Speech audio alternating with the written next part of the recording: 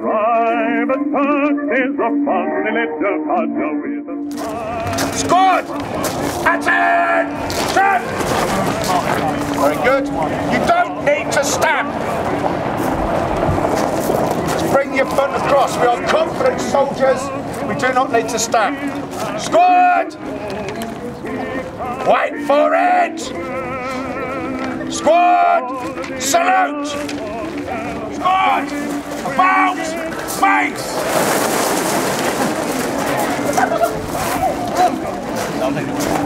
You're not in the valley now!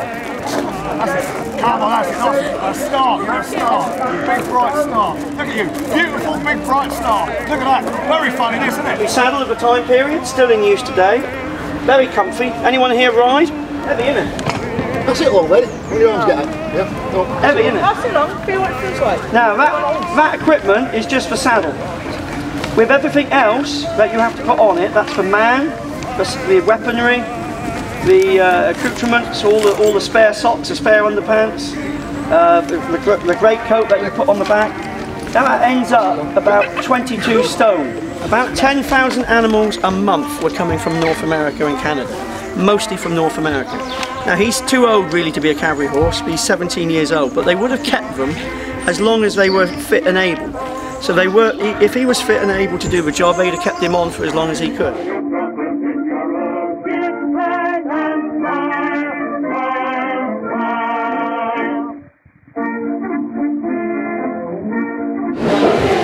we are, 1914 we think, now the early part of the war.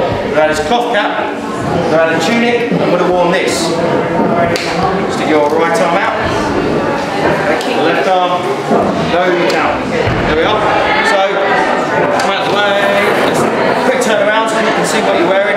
Right, so basically, Tommy had to wear all his kit with him. Can anybody tell me what this might be? Yep. Bed gun. Bed and gun, yep. Why is it going to be in this condition? Any suggestions? No. It's rotted, yeah?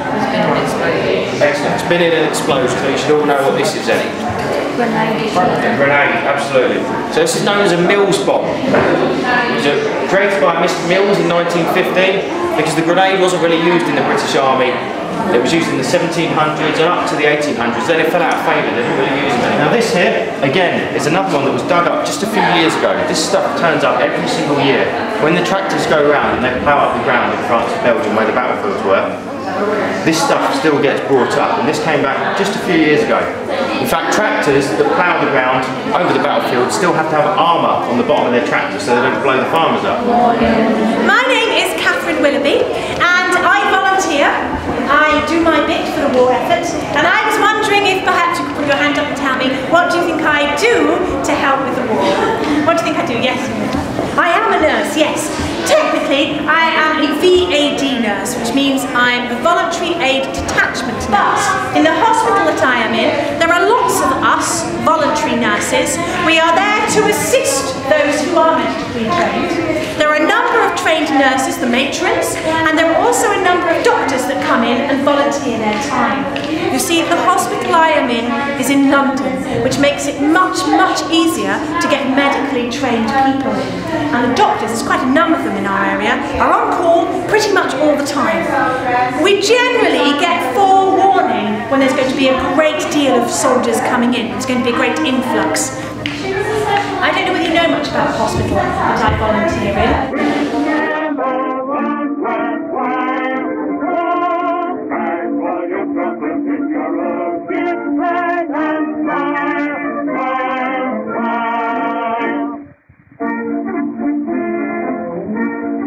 Do any of you know what it is that I do?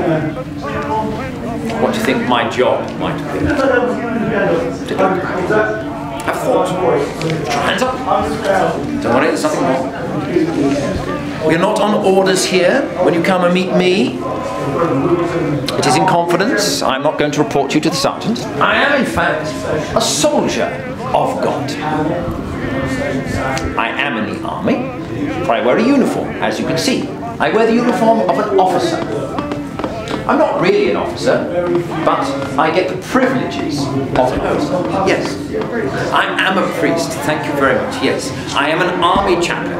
Army chaplain, 4th class. That doesn't sound very good, does it? In fact, I am the lowest rank of chaplain. That doesn't mean I'm not any good. But these things are sorted out. So if you look on my shoulders here, you'll see that I have 3 pips. This means that technically I am a captain. Though, of course, I'm not going to order you about. Good morning. Is it still morning? I've lost track of the time. I'll introduce myself. I've been a bit shouty out there. Hopefully I'll be a bit calmer now, because the sergeant's not around, so we can talk like normal people. Now, I'll introduce myself. My name is Corporal Rivett of the 2nd Battalion, Essex Regiment. And my year is, of course, 1914. I've returned after being at the front, being over in Belgium and in France. And I've got news for you. News is that we need more men. Yeah, we need you, your country needs you. You've seen it about, yes? Well, Lord Kitchener, that's who that is. He is our Minister for War. And he believes that this war will not be over by Christmas. He believes it's going to be a long drawn-out affair. We need more men. He thinks about 100,000 more men by Christmas 1914. So, well, let me ask you, in 1914, when was war declared on Germany? Do you know what month was it declared? Right, stop drinking, young man, because that's ridiculous. 2014, September. You've got a loon amongst you. Let's have a better answer than that. Come forward. Stand front and centre.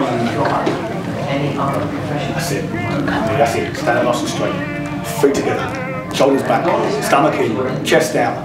Neck in the back of the collar. Look mean. A mean face? That looks a bit smiley to me. Mean face. It's a war face. Eyes down, sir, so you can see through the sight. Look at that. Killer eyes. Are we ready? 10 seconds. I'm letting go. Now. 1, 2, 3, smile on his face. Look, 4, easy. 5, 6, 1 dead hum, 2 dead hum. 4, wheels on, 5, yes. 5, 6, 7, 8, nearly there. 9, 9 and a half, 9 3/4, 10. You are now Private Stucky. Well done. Have a round of applause.